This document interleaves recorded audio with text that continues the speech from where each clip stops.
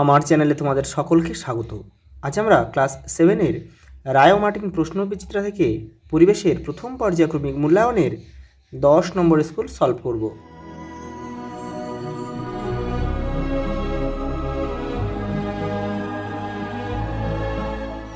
দেখো প্রথম প্রশ্ন, একটি লোহার বলকে কয়লার উনুনে কিছুক্ষণ রাখলে বলটির ভর কী হবে?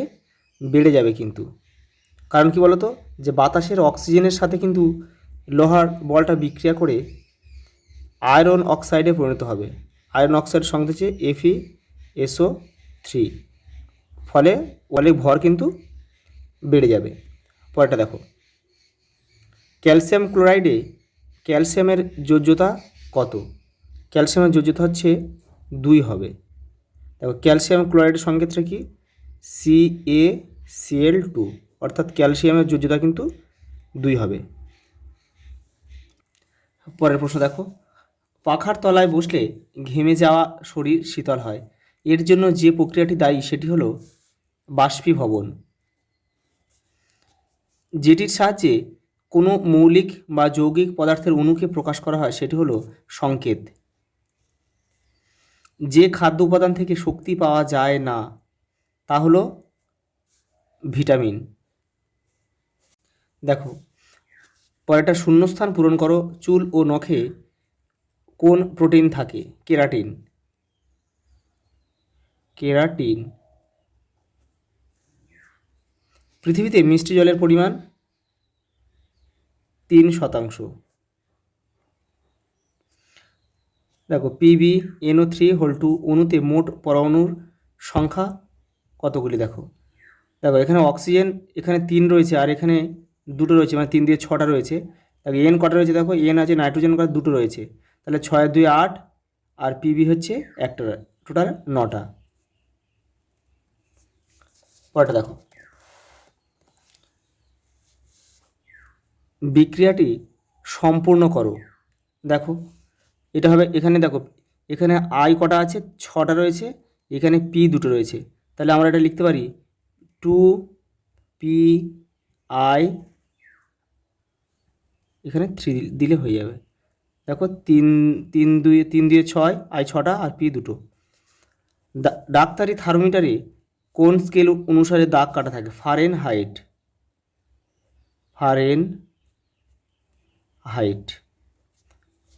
পরে দেখো সত্য মিথ্যা দিয়েছে। দেখো এসআইতে তাপের একক হলো ক্যালোরি, এটা কিন্তু মিথ্যা।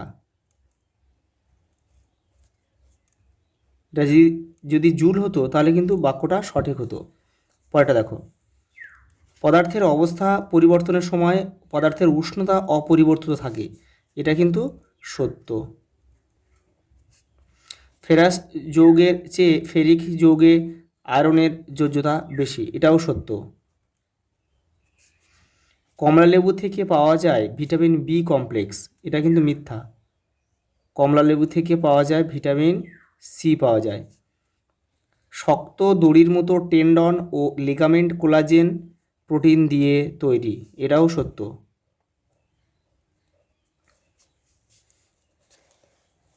দেখো বাম দিক ডান দিক মেলাতে হবে। দেহের উষ্ণতা পরিমাপক যন্ত্র, এটা হবে ডাক্তারি থার্মোমিটার। তাহলে এটা আমাদের লিখতে হবে, এখানে 1 লিখলেই হয়ে যাবে। দেখো বস্তুর মধ্যে থাকা মোট তাপের পরিমাণ কখনোই মাপা যায় না, এটা হবে 2 লিখতে হবে এখানে। দেখো সিসার ল্যাটিন নাম হচ্ছে প্লাম্বাম, এই যে এখানে আমরা 3 লিখব। দেখো ক্যালসিয়ামের অভাবে কি হয়? ক্যালসিয়ামের অভাবে প্রায় হাড় ভেঙে যায়, তাহলে এটা আমাদের লিখতে হবে 4 লিখতে হবে। আর আয়োডিনের অভাবে, আয়োডিন কী করে? মানসিক বৃদ্ধি ও বুদ্ধি নিয়ন্ত্রণ করে আয়োডিন। পরেরটা দেখো, কোন ভিটামিনের অভাবে ক্ষতস্থানে রক্ত সহজে জমাট বাঁধে না? Vitamin K. খাবার তৈরিতে আজিনামোটো ব্যবহার করা হয় কেন? খাবারের স্বাদ বৃদ্ধি করতে। পরেরটা দেখো, ভিটামিন সি এর দুটি উৎসের নাম লেখো। লেবু, আমলকি। বিএমআই এর সম্পূর্ণ নাম কি? বিওডিওয়াই, বডি মাস ইন্ডেক্স।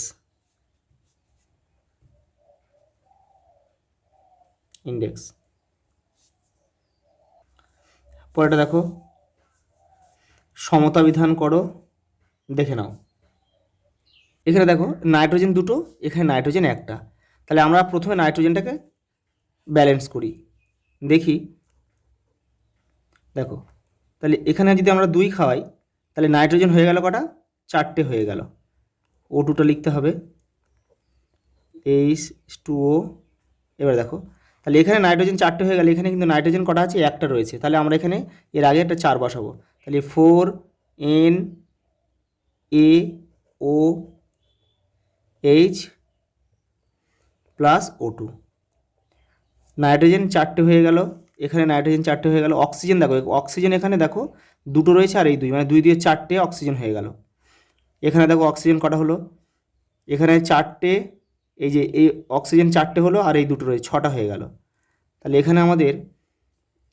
এখানে কিন্তু আমাদের 4টে অক্সিজেন রয়েছে, আর এখানে তাহলে 2 খাওয়ালে আমাদের দেখো অক্সিজেন, এই যে অক্সিজেন 2টো, এখানে অক্সিজেন 2টো আর এই 2, তার মানে 6, এখানে 6টা অক্সিজেন হয়ে গেল, এখানেও 6টা অক্সিজেন হয়ে গেল। এই যে দেখো 4O মানে অক্সিজেন, আর এই 2টো রয়েছে, 6টা হয়ে গেল।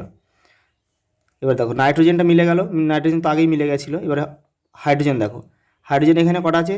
2 দিয়ে 4টে রয়েছে, আর এখানে দেখো হাইড্রোজেন কটা? এই যে 4, তাহলে হাইড্রোজেন 4টে মিলে গেল কিন্তু।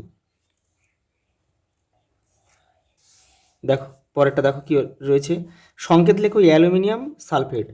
অ্যালুমিনিয়াম সালফেটের সংকেত হচ্ছে Al2SO4 পরেরটা দেখো, কোন বিশেষ উষ্ণতা সেলসিয়াস ও ফারেনহাইট স্কেলে একই পাঠ দেখায় তা গণনা করে দেখাও, দেখে নাও। এই দেখো, সেলসিয়াস ও ফারেনহাইট স্কেলের সম্পর্ক কি? C/5 F -32/9। এবার দেখো, সি আর এফ মানে সেলসিয়াস আর ফারেনহাইট স্কেলের মানটা আমরা এক্স ধরছি। এবার দেখো, আমরা আগে এক্স ধরলাম, এবারে কোনাকুনি গুণ করে নিচ্ছি। দেখো 5-এর সঙ্গে এক্স গুণ করলাম 5x, 5-এর সাথে 32 গুণ করলাম, কত হলো? দেখো 160। এই মাইনাস রয়েছে, মাইনাস বসালাম, সমান সমান দিলাম, 9-এর সাথে এক্স গুণ করলাম, 9x হয়ে গেল। দেখো এক্সটা এপারে চলে এলো, এখানে প্লাস ছিল, এবারে কী হয়ে গেল? মাইনাস হয়ে গেল। আর এপারে -160 ছিল, এটা এখানে এসে এপারে এসে প্লাস হয়ে গেল, প্লাস 160। এবার দেখো দুটো বিয়োগ করলে কী হয়? -4 4x হয়।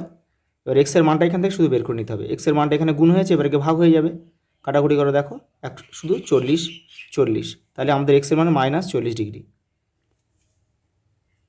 অর্থাৎ -40 ডিগ্রি উষ্ণতায় ফারেনহাইট ও সেলসিয়াস স্কেলের মান কিন্তু একই। কোন মৌলের পারমাণবিক সংখ্যা ও ভর সংখ্যা সমান? এটা হবে হাইড্রোজেন।